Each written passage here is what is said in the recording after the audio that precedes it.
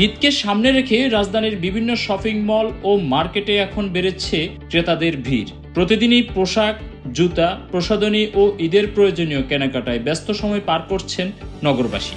তবে নির্ধারিত সাপ্তাহিক বন্ধের কারণে অনেকে বিড়ম্বনায় পড়েন। তাই শপিংয়ে বের হওয়ার আগে জেনে নেওয়া জরুরি কোন কোন মার্কেট আগামীকাল খোলা থাকবে।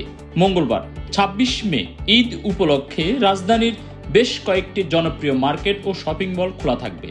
এর মধ্যে রয়েছে দেশের অন্যতম বড় shopping mall Bashundhara city, Motaleb plaza, eastern plaza, Sezan point, new market, Chandni Chowk, Gausia এবং ধানমন্ডি হকার্স মার্কেট। এছাড়াও Priyangan shopping centre, Simanta square, orchid point, capital market, Dhanmondi plaza, metro shopping mall, Rafa plaza এবং কারওয়ান বাজারের ভিআইপি মার্কেটও চলবে কেনাবেচা।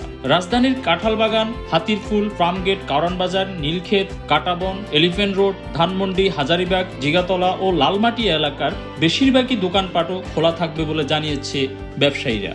ঈদের বাজারের শেষ মুহূর্তের কেনাকাটায় ভিড় আরও বাড়তে পারে বলে ধারণা করা হচ্ছে। তাই ক্রেতাদের সময় বাঁচাতে ও অযথা ভোগান্তি এড়াতে বের হওয়ার আগে সংশ্লিষ্ট মার্কেট খোলা আছে কিনা তা নিশ্চিত হওয়ার পরামর্শ দেওয়া হয়েছে।